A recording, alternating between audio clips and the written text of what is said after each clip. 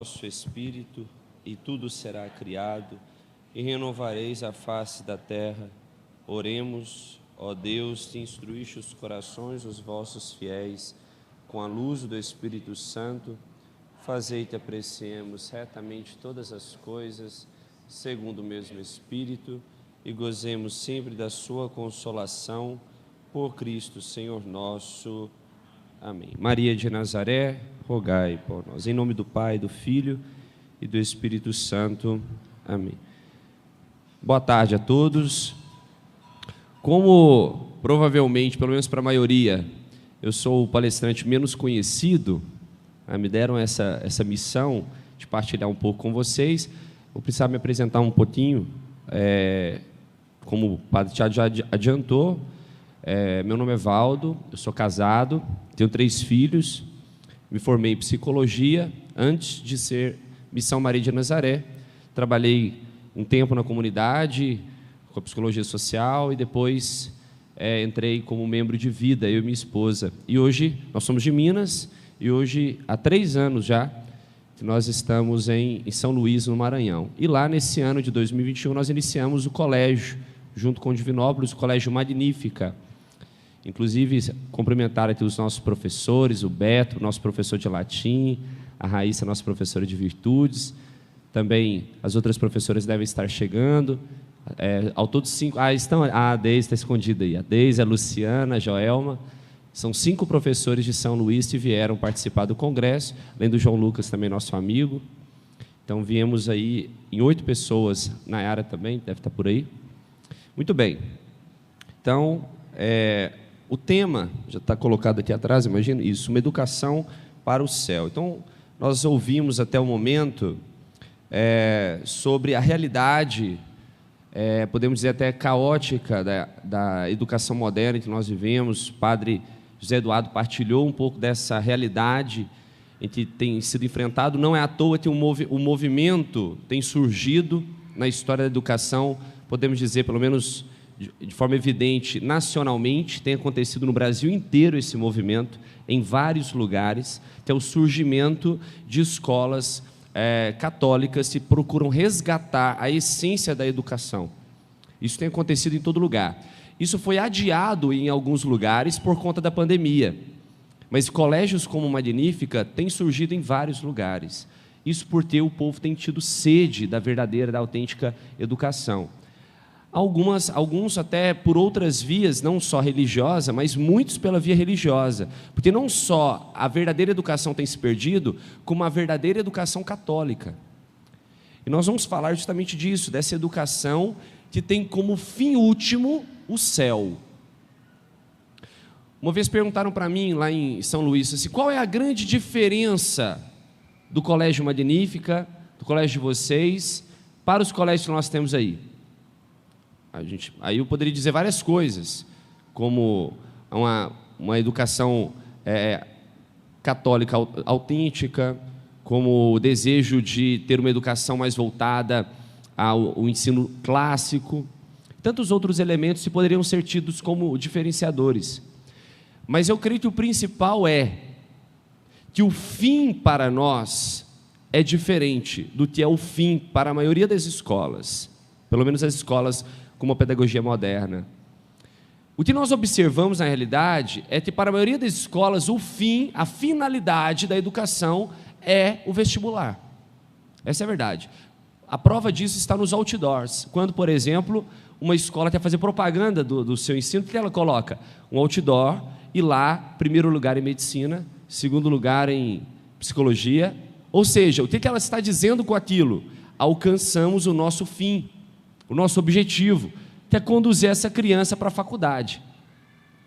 E talvez a nossa principal diferença é que isso para nós não é o fim, isso é um meio, porque o fim último da educação para nós é a vida eterna, é a salvação daquela alma. A realidade do vestibular, do Enem, da faculdade, isso tudo é importante, mas não é o fim último da educação.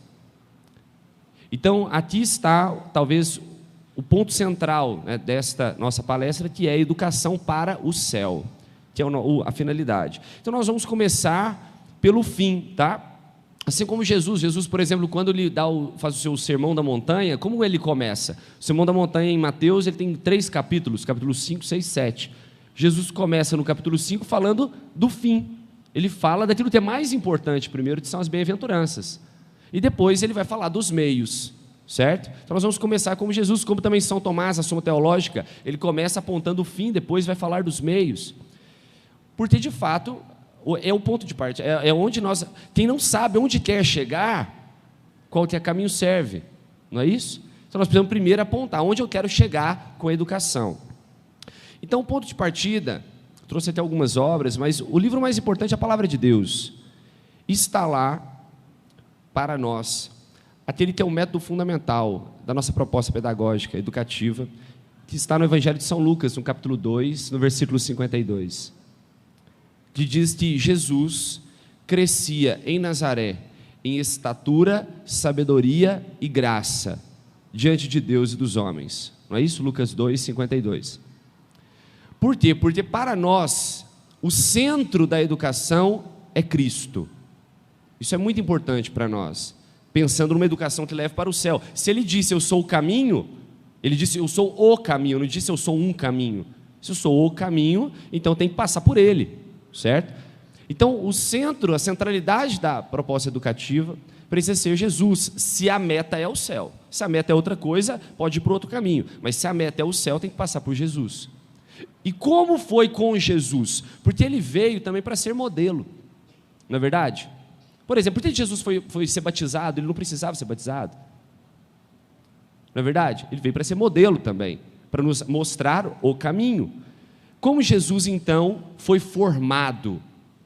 Ele foi formado em estatura, sabedoria e graça. Vamos primeiro entender em que lugar Jesus foi formado. Jesus foi formado em Nazaré. Mais ou menos ali aos 11 anos, quando essa passagem ela é colocada, Jesus tinha lá os seus 11, 12 anos mais ou menos. Ele já tinha passado por aquele movimento todo de fugir, né? Com a família de Nazaré, aí vai para Belém, depois para o Egito, e aquele movimento todo até voltar para Nazaré, já tinha passado por isso. Então ele tem a festividade, se perde dos pais em Jerusalém e volta para Nazaré. E depois a gente não ouve mais falar do que aconteceu com Jesus, não é verdade? Mas uma coisa nós sabemos, o que aconteceu nesse tempo. Nós sabemos que Jesus cresceu em estatura, sabedoria e graça, em Nazaré. Não é isso que está escrito? Agora, o que significa Nazaré? Eu quero enfatizar isso porque a nossa comunidade é Missão Maria de Nazaré, então Nazaré é um lugar que tem muito a ver com o nosso carisma. Estou falando de forma geral, o educar para o céu, mas quero dar como exemplo a nossa experiência carismática, a nossa experiência do nosso carisma. Nazaré é o lugar, primeiro lugar, da educação integral, completa, porque formou na estatura, e estatura nós podemos entender o corpo, a moralidade, estatura, certo? Em sabedoria, então se estatura é o desenvolvimento físico, sabedoria é o desenvolvimento intelectual. E graça, o seu desenvolvimento espiritual. Então aqui nós temos um crescimento educativo, um crescimento completo. Corpo, mente, espírito. Em Nazaré, então em primeiro lugar, Nazaré é o lugar dessa educação completa. Em segundo lugar, é o lugar da simplicidade. Em outro momento do Evangelho, pode sair coisa boa de Nazaré, não é? É um vilarejo. Nazaré é lugar de um povo simples. E é algo importante de se dizer. A complexidade não tem muito a ver com uma proposta pedagógica evangélica. Quando a gente vê que a coisa está muito complexa, é porque ela está se perdendo, pelo menos naquilo que se refere à educação, à proposta evangélica de educação.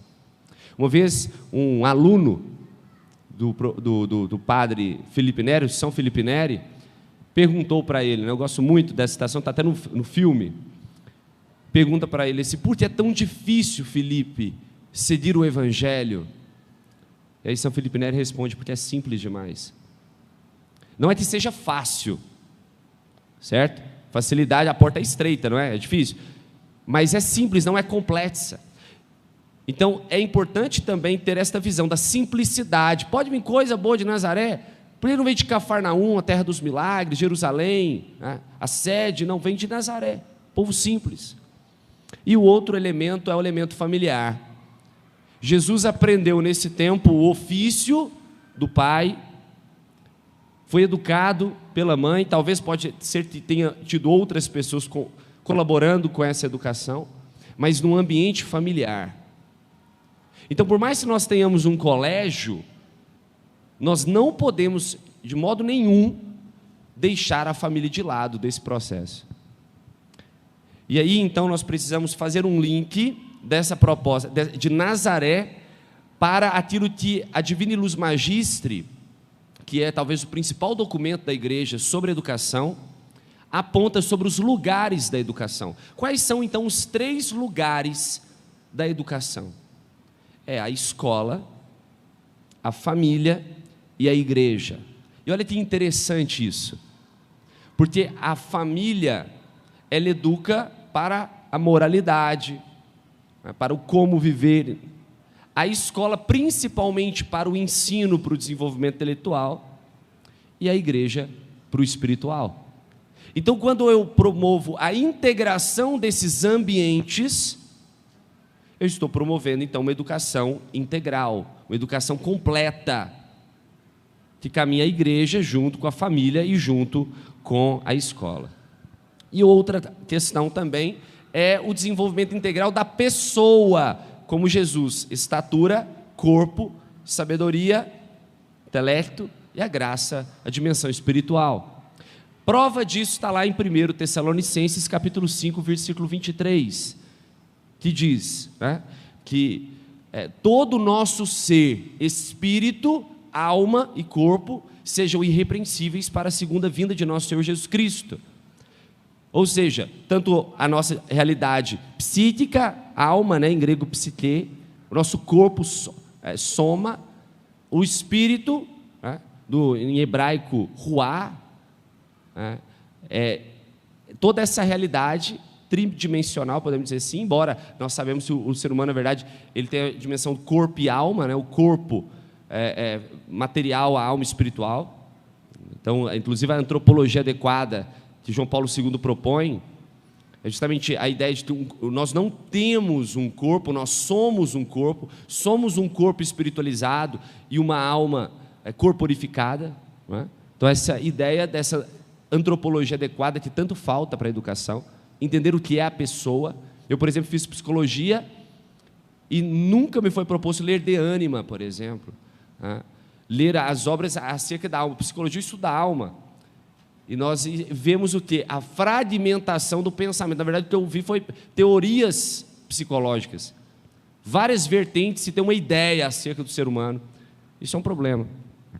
Eu quero fazer uma citação aqui, desta obra, que eu não vi ali na biblioteca, então acho que vocês podem procurar, né? Vale muito a pena, que é o Catecismo da Educação, do Abade René. Ele faz uma definição muito interessante do que é a educação, e aponta também para o fim dela. Ele vai dizer o seguinte, tem ali na biblioteca, na livraria, tem lá, está levantando lá, gente. Então, quem tiver interesse, a educação é a arte de cultivar. Quem quiser anotar, pode colocar, porque depois ele vai, não vou ler tudo, obviamente, mas depois ele vai explicar o que é cada uma destas artes, se define a educação. A arte de cultivar, exercitar, desenvolver, fortificar e polir todas as faculdades. Olha que faculdades ele diz: as faculdades físicas, intelectuais, morais e religiosas. Nós aqui até então tratamos a parte moral e física como que juntas, para entender o que é estatura, né? Mas aqui ele desmembra, diz que é físico, intelectual, moral e religioso, que constituem nas crianças a natureza e a dignidade humana. Dar a estas faculdades uma perfeita integralidade. Na verdade, ele usa o termo integridade, elevadas à plenitude de sua força e de sua ação. E desse modo formar o homem, prepará-lo a bem servir a pátria nos diversos cargos sociais que um dia seja chamado a desempenhar através da sua jornada da vida, e assim, no autopensamento, conquistar a vida eterna, enobrecendo-a a vida presente. Eis a obra e o fim da educação. Agora, olha que interessante, ele apresenta essas dimensões do que precisa ser desenvolvido no processo educativo e aponta duas coisas. É preciso que a pessoa, a criança, desde pequena, ela seja desenvolvida diante dos homens, como diz a passagem de Lucas 2,52, diante de Deus e dos homens. Então ele diz que cresça, para bem servir a pátria e os diversos cargos sociais, mas também para conquistar a vida eterna. Se nós perdemos o sentido da vida eterna, nós perdemos o propósito final da educação. Afinal de contas, por que teremos aprender? O que nós teremos conhecer? Se nós nos limitarmos somente a conhecer as criaturas, nós reduzimos a dimensão do conhecimento.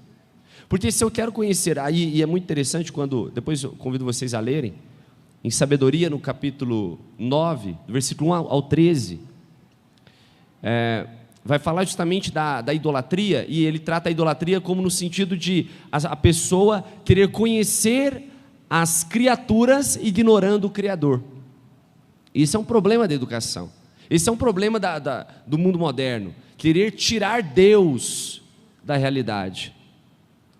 Então, se eu tiro Deus, então, o que sobra é uma formação tecnicista, o que sobra é uma formação para este mundo, para essa realidade imanente, e tira-se toda a ideia transcendente da vida. Isso, na verdade, começou justamente com a tentativa, principalmente no iluminismo, de extinguir a metafísica. Então, depois de São Tomás, nós tivemos aí o relativismo nominalista e tantos outros elementos se trouxeram, e aí o iluminismo justamente quis extinguir Deus. No primeiro momento quiseram extinguir Jesus, então veio os deístas, e depois a gente chama dos 4 nãos na história, não é? O primeiro não foi o não à igreja com o protestantismo, o segundo não do iluminismo foi o deísmo, então o não é Jesus. Deus existe, é o arquiteto do universo, Por muitos dizem, inclusive, que a maçonaria surgiu ali no período iluminista, é o arquiteto do universo, mas ele não interfere na realidade humana, é o deísmo. Aí depois nós temos o agnosticismo, o ateísmo, que quer tirar Deus totalmente, O agnóstico é aquele que não tem tanta coragem quanto o ateu, de dizer assim, eu sei que Deus não existe. O agnóstico, não, você me prova, se você provar que Deus existe. Mas o agnosticismo, o ateísmo, e agora nós estamos vivendo o 4 não, que é o não ao homem, com o naturalismo. Só olharmos para a realidade, o homem sendo colocado como uma criatura qualquer, ao mesmo nível, cuidam mais dos ovos de tartaruga do que dos bebês no ventre da mãe.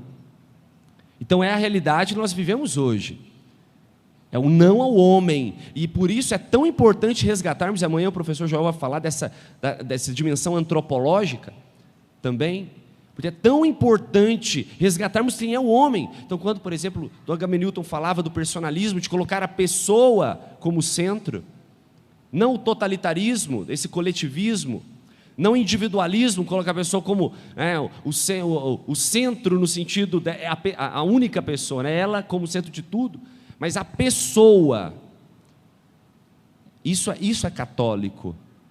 Não é só porque foi João Paulo II que desenvolveu tanto esse pensamento. E só fazendo uma correção aqui, o Dom Agamenilton, quando ele dizia que no Brasil não tem nenhum expoente do personalismo, eu acredito que seja o senhor, se não é, talvez será, disse para o padre, não é? Não é verdade, padre Tiago? Concorda? O padre Dom Agamenilton estudou muito sobre a realidade do personalismo, esse pensamento, não só do Papa João Paulo II, que é tão importante, porque nós precisamos resgatar esta noção de pessoa, tão importante para a educação. Então, queria só fechar essa parte aqui para a gente entender. Primeiro, existe uma plenitude ambiental da educação, vamos chamar assim. O que seria essa plenitude, essa integração ambiental? Seria entender que a educação será integral se ela contar com esses 3 lugares: a igreja, porque é necessário o desenvolvimento espiritual, da graça; a família, do desenvolvimento moral, a estatura; e a escola, o desenvolvimento intelectual, da sabedoria.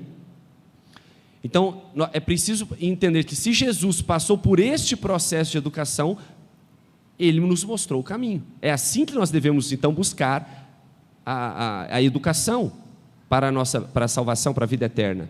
Crescer de forma integral. Tem pessoas, a gente nota isso, que se preocupam muito com o intelectual. Outras se preocupam muito com o desenvolvimento físico, moral. Outros muito com o desenvolvimento espiritual. É preciso ser católico, universal. Inclusive a palavra herege, ela vem da raiz da palavra escolha. Eu escolho uma parte. Como o protestantismo é uma heresia, porque escolhe Jesus e não quer Maria, escolhe isso e não quer aquilo. Não, ser católico é ter esse pensamento integral. E também não só do ponto de vista ambiental, mas do ponto de vista individual, no corpo, na estatura, na sabedoria e na graça, o corpo, a mente e o espírito, como diz em Tessalonicenses 5:23 e em Lucas 2:52. Só que não só o fim da educação precisa estar claro para nós. Então, qual é o fim da educação? Não é a faculdade, mas o reino de Deus. O fim da educação não é ter uma família, casar, ter filho, não. Isso são meios, é a vida eterna. Quando eu tenho este olhar para o que eu preciso desenvolver nessa vida, precisa ser para o meu fim último. Então eu tenho uma visão de que a graça colabora para o meu processo educativo. Inclusive é muito bonita aquela oração de São Tomás antes dos estudos, todo mundo conhece? A oração de São Tomás antes dos estudos, ele faz um clamor na oração, dizendo assim: há uma dupla obscuridade da qual nasci, o pecado e a ignorância. Então, como que eu vou iluminar a obscuridade do pecado? Com a santidade. E da ignorância? Com a sabedoria. Então essa dupla obscuridade, ela precisa também de 2 luzes: a luz natural da razão, mas também a luz sobrenatural da fé. João Paulo II disse que são as 2 asas, não é? Que nos leva a contemplar a verdade. Então, se eu ignoro a graça, eu estou ignorando 50% daquilo que é fundamental no processo educativo. Inclusive, Santo Agostinho é um exemplo luminoso, porque Santo Agostinho já era um intelectual. Santo Agostinho era alguém já genial. Estudava Cícero, tinha Cícero como grande modelo, era um grande orador, até conhecer Santo Ambrósio, com a intercessão da sua mãe Santa Mônica. O que aconteceu? O que diz Santo Agostinho quando ele converteu? Ele disse que a inteligência dele ficou turbinada. Justamente por quê? Porque ele tinha a luz natural da razão, mas não tinha a luz sobrenatural da fé, da graça.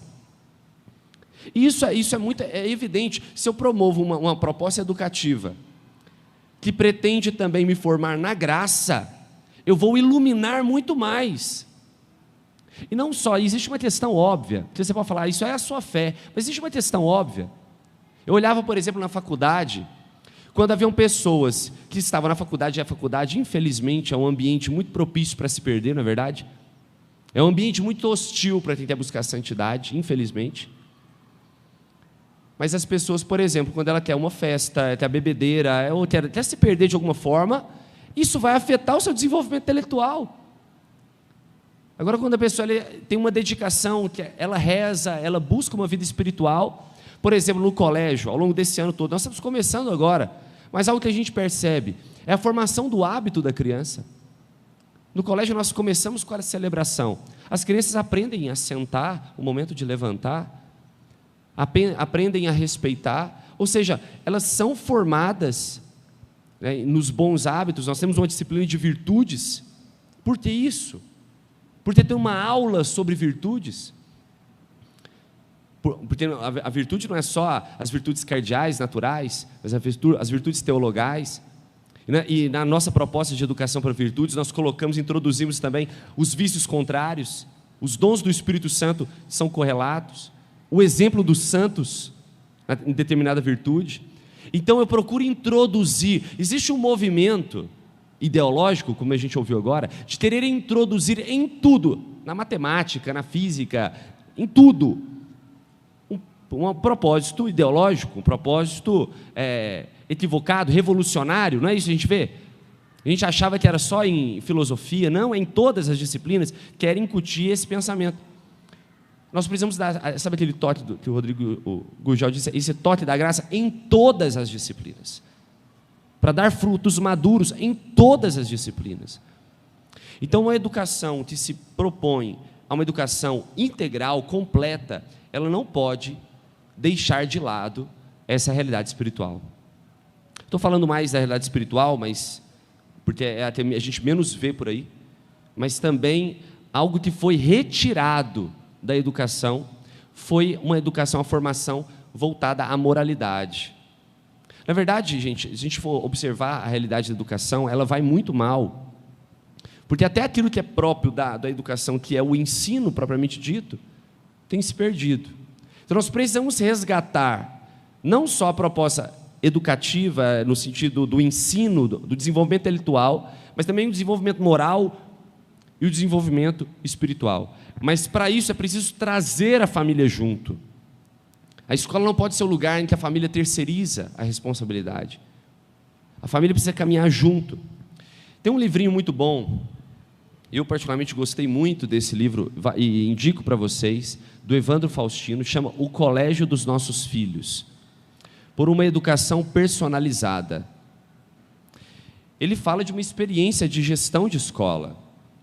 E ele aqui nem aponta de uma forma literal a questão católica, embora ele cite, obviamente, como católico que é.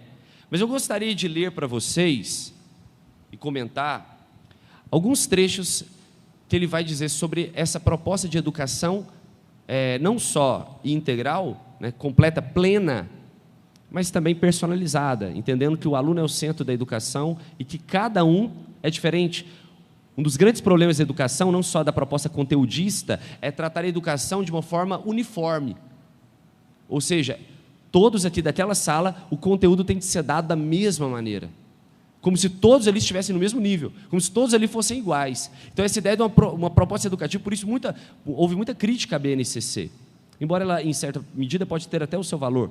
Mas houve muita crítica à BNCC justamente por querer uniformizar as habilidades propostas.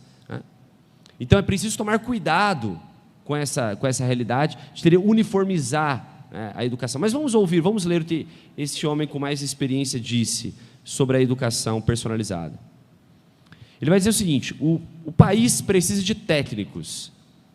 Afirma-se hoje em muitos lugares, da mesma forma que antes se afirmava, que a pátria precisava de soldados, de engenheiros, de programadores, ou o que fosse. Está claro que o nosso país precisa de todas essas profissões, mas antes de tudo precisa de homens e mulheres formados em sua essência, em sua personalidade, e que por consequência natural e lógica essa formação sejam ótimos técnicos, soldados, esportistas, professores, ou o que for. Ele está fazendo uma crítica a uma educação tecnicista, né? Voltada somente à técnica. Esta é a verdadeira e principal finalidade da educação, formar pessoas boas e plenas. E por isso, felizes. Nas palavras de São João Paulo II em Florianópolis, quando na beatificação da educadora Madre Paulina, o que precisamos, antes de tudo, é de santos. Aí ele vai falar sobre a educação que leva à santidade, que leva para o céu. Precisamos de santos, ensina o Papa. Mas estará nas atribuições a competência de um bom colégio, além de ajudar os seus alunos a crescer na ciência e nas virtudes humanas, ajudá-los também a atingir esse supremo degrau do crescimento e da perfeição que os católicos chamam de santidade? Será possível? Será possível educar os alunos para serem santos?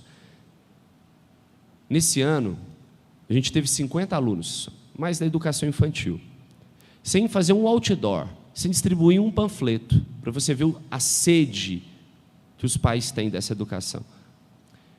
Mas nós vamos ter no ano que vem mais 50 alunos, ou seja, 100 alunos, uma estrutura física adaptada, não cabe mais. Nós tivemos que dizer não para muitas famílias, infelizmente. E como a gente estava bombando, né? Aí, ou seja, estava em alta, eu falei assim, eu vou falar para cada pai onde nós teremos levar essa criança. Então, quando eu sentava com o pai, eu dizia assim, deixa eu te dizer uma coisa. Porque eu pensava comigo, se ele não quiser, outros querem, né? Então, eu disse assim, objetivo, e talvez o principal objetivo desse colégio é levar o seu filho para o céu. Se esse for o teu objetivo também, então talvez esse seja o colégio do seu filho. Se não for, é melhor que ele não entre. Por que isso? Porque é importante que os pais saibam que não é só o desenvolvimento intelectual, não é só o desenvolvimento moral, serem bons cidadãos. A educação ela foi caindo nesse sentido, nesse conceito. Antes era isso. Antes era assim, o pensamento era conduzir, sim, bons cidadãos, sim, bons homens, mas pensando na salvação eterna. E depois isso foi caindo, e hoje a gente nem sabe mais para que se forma, talvez para passar no Enem. Mas isso foi deixado claro desde o começo, então os pais não podem dizer que a gente enganou nenhum deles. Ora, por que não? Por que não levar as crianças à santidade? São José Maria Escrivá, juntamente com muitíssimos outros educadores, ensina que um bom colégio deve ser uma extensão do lar. E se o papel do lar, o papel da família, é levar cada um de seus membros à plenitude, à santidade pessoal, esse deverá ser o papel do colégio também. Precisamos de metas altas. Ele diz, citando aqui um outro autor, se no plano humano é preciso animar os alunos para que tenham metas elevadas e se esforcem para chegar alto, ou seja, para que sejam grandes, do ponto de vista natural, e aí ele faz uma citação aqui, né, que é do Miguel de Cervantes, não tenham ânimo tão pequeno que se contentem com menos do que serem excelentes. Já no plano sobrenatural, é ridículo por parte dos pais e medíocre por parte dos filhos conformar-se com qualquer coisa que não seja santidade. Olha só. Se no plano natural nós teremos que os nossos filhos e os nossos alunos sejam excelentes, é medíocre do ponto de vista sobrenatural querer menos do que a santidade para eles. Agora é óbvio, eu não posso ser hipócrita. Eu tenho que querer para eles e eu quero para mim também. E aí então ele começa a citar aqui algumas realidades pedagógicas. E ele primeiro faz uma crítica a uma proposta pedagógica conteudista. O que seria isso? É aquele modelo que a gente vê, né? Está tendo aula de matemática, aí toca o sinal, fecha a caixinha da matemática, abre a caixinha das ciências. Aí fecha a caixinha das ciências, abre a caixinha do ensino religioso. E aí a gente trata como se a cabeça da criança fosse isso, um monte de caixinhas, e aí eu preocupo com aquele conteúdo isolado. Então essa é uma proposta educativa conteudista, que tem como finalidade o ensino específico de cada coisa. E ele diz que existe uma proposta educativa mais elevada do que essa, que é a proposta educativa inter ou transdisciplinar, que é aquela que entende a educação de forma mais integrada. E aí ele vai falar, ele vai fazer várias relações, por exemplo, ele diz, por exemplo, da relação da história com a literatura, da relação da literatura com a música, da astronomia com a física, da arquitetura com a história. Ou seja, promover uma educação que integre mais os conteúdos, não os isole, como se fossem caixinhas, mas promova integração. Só que ele diz, então, que existe um terceiro, mais elevado do que esses dois, que infelizmente foi quase que extinto, que é uma educação transcendental e personalizada. Porque a educação personalizada não entende o aluno como, todo mundo como igual, que é um grande problema ideológico. Quando nós começamos a falar que todos são iguais, gente, isso é uma mentira. Todo mundo é igual, e aí começa pelos direitos, para poder ter mais adeptos, e depois começa a promover uma ideia de igualdade que chega àquele pensamento totalitário, que o Dom Agamenildo já criticou. Então ele diz dessa educação transcendental e personalizada, ele diz, há ainda um terceiro nível de colégios e de educadores, são aqueles para os quais a visão inter e transdisciplinar, embora muito boas, ainda não abarcam toda a realidade e toda a dimensão do ser humano. São aqueles que sabem e praticam a verdade de que o homem não é apenas um animal que vive em sociedade. É isso que, por muitas vezes, muitas propostas educativas pregam, né? Mas um ser que tem uma alma imortal e, portanto, uma dimensão espiritual, que também ela precisa ser educada e precisa crescer. São aquelas que consideram cada ser humano como uma pessoa única no universo, com uma vocação única também. Esses colégios e esses educadores, além de ajudarem seus alunos na aquisição dos conhecimentos e na formação de sua cultura humana, irão também incentivá-los a crescer espiritualmente, adquirindo virtudes naturais e sobrenaturais, em busca daquela plenitude que se costuma chamar de perfeição, excelência ou santidade. Quando nós fomos criar o Colégio Magnífica, a gente precisava de um lema, né, de uma frase, Colégio Magnífica, um slogan. E aí no conselho da comunidade surgiram várias propostas, eu mesmo dei um monte assim, né? Óbvio que as minhas não foram aceitas, né? Não foram tão boas, né? Lógico, né, Túlio? Mas então o Du colocou Educar para a Plenitude. Ele nunca tinha lido esse livro. Ele colocou Educar para a Plenitude. Porque de fato é isso, essa tem que ser a proposta da educação. Eu vou dizer para vocês, nós temos como objetivo sim o Colégio Magnífica, ser um colégio que busca uma educação católica, clássica, personalizada. Somos, ainda não, mas nós sabemos onde teremos que chegar, para conduzir estas crianças para o céu. Serem, é óbvio, né, gente? Serem grandes cidadãos, serem excelentes médicos, o que eles quiserem ser, né? A gente sempre fala de médico, eu não sei porquê, existe no imaginário, né? Que a medicina é tudo de bom, né? Mas qualquer que seja a profissão, e é curioso porque o que nós enfrentamos no nosso colégio é justamente essa crítica de que nós, por exemplo, vocês ensinam português e matemática também, porque a gente fala do balé, a gente fala do karatê, a gente fala do latim, a gente fala da virtude, que é o nosso diferencial. A gente fala primeiro que é diferente. Parece que a gente ignora aquilo que é o óbvio. Nós teríamos que ir além daquilo que é proposto. Por que, por exemplo, uma educação física que separa meninos e meninas? Eu vou dizer para vocês, numa proposta de uma educação personalizada, ideal, a escola deveria ser só para meninos ou só para meninas. Porque homem e mulher é diferente, gente. Isso é uma realidade. São diferentes. E vão absorver o conteúdo de forma diferente. Agora, como nós começamos, talvez a gente não sei nem se vai conseguir isso, esse feito. Embora esse livro comprova que as escolas onde a educação é dada só para meninos ou só para meninas, inclusive ele dá aqui alguns nomes de escolas no Brasil que têm essa proposta educativa, como do João Malheiros, lá no Rio de Janeiro, né? Tem uma experiência grande e tudo mais. Que o resultado, e aqui eu falo de resultado mesmo natural, acadêmico, é muito maior. Eliminam certas distrações. Agora eu digo para você de forma óbvia, uma educação física, onde o menino faz junto com a menina, e ele vai lá, ele fica morrendo de medo de esbarrar na menina, machucar a menina, ou seja, a potencialidade dele é limitada. A menina também fica com medo. Então, quando eu coloco, por exemplo, uma aula de balé, que ela vai desenvolver todas aquelas as habilidades dela, né, como mulher, como menina, aquilo que é próprio da sua natureza. O menino karatê, a gente vê o desenvolvimento de uma forma diferente, né? Então, eu estou te dando, claro, exemplos, né, dessa proposta. Não é o que nós somos enquanto Colégio Magnífico. Eu estou falando do Colégio Magnífico, eu tenho que falar, né, porque os outros palestrantes acho que não vão falar nem do Du. Talvez o Du fale mais amanhã. Porque esse é o nosso objetivo com o Colégio Magnífica. Nós já temos em 2 lugares, teremos Colégio Magnífica aqui também, em Rialma. É por isso esse congresso que inaugura esse sonho, esse projeto. Mas o que é importante nós entendermos é qual a necessidade disso.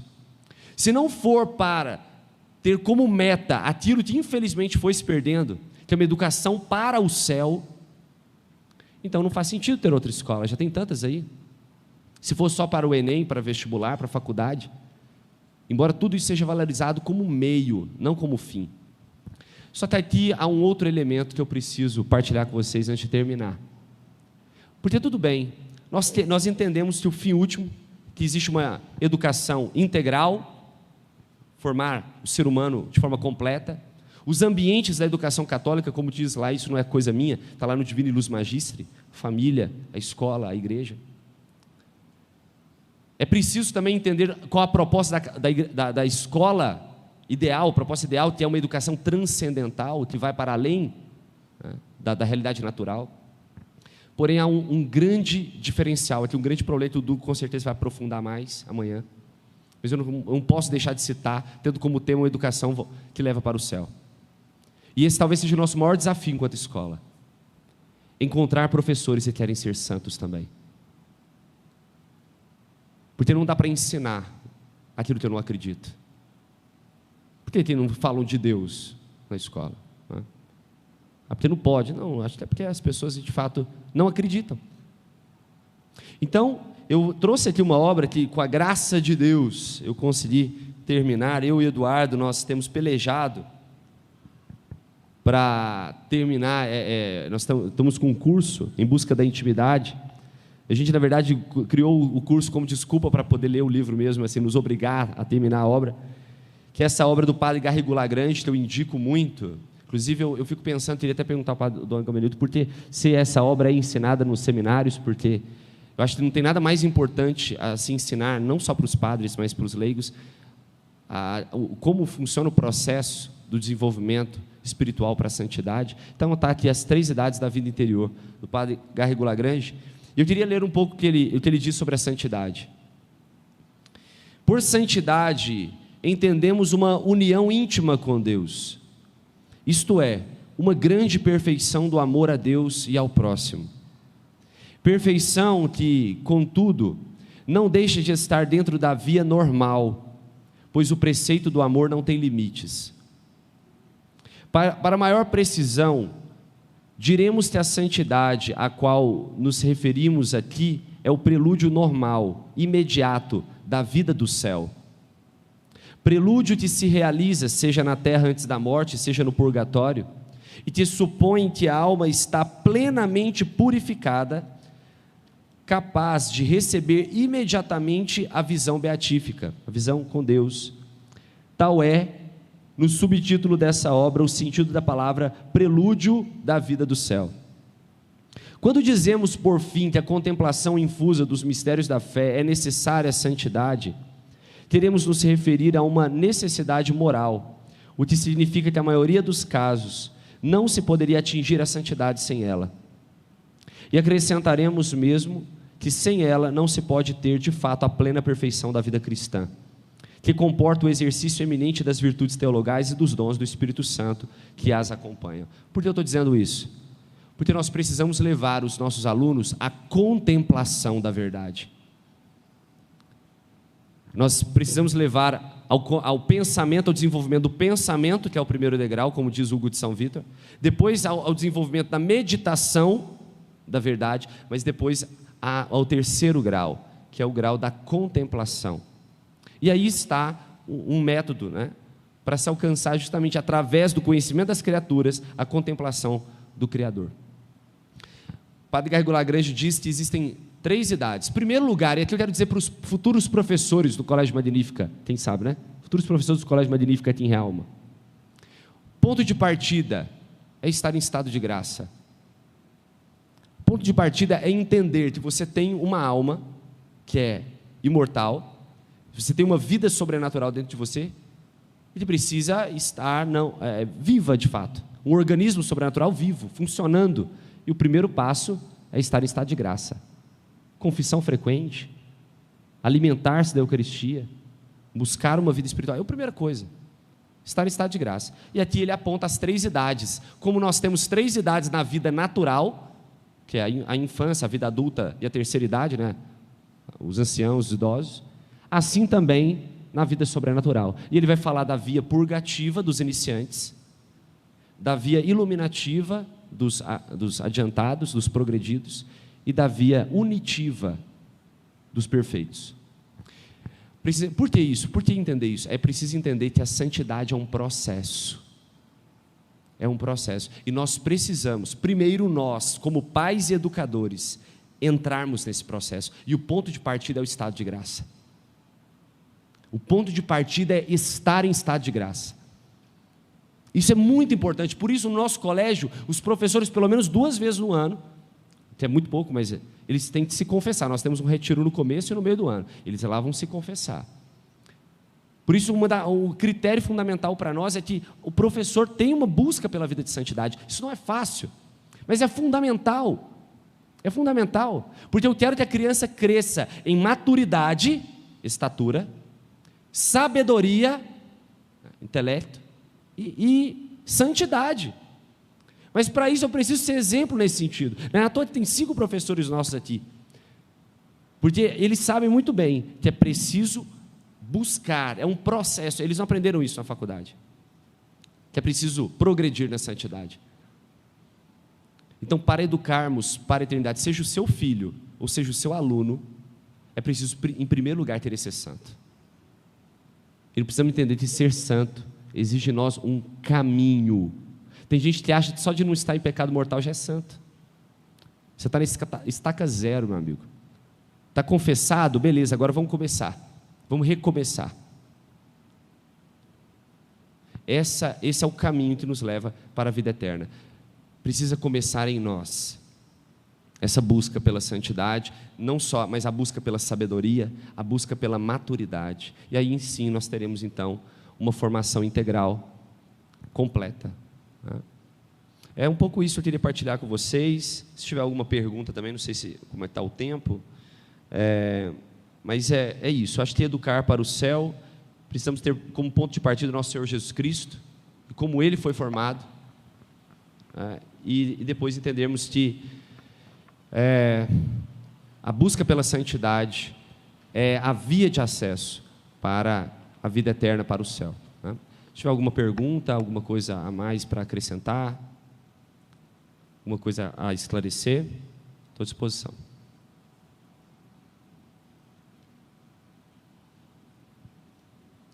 Não? Podemos terminar, Eduardo?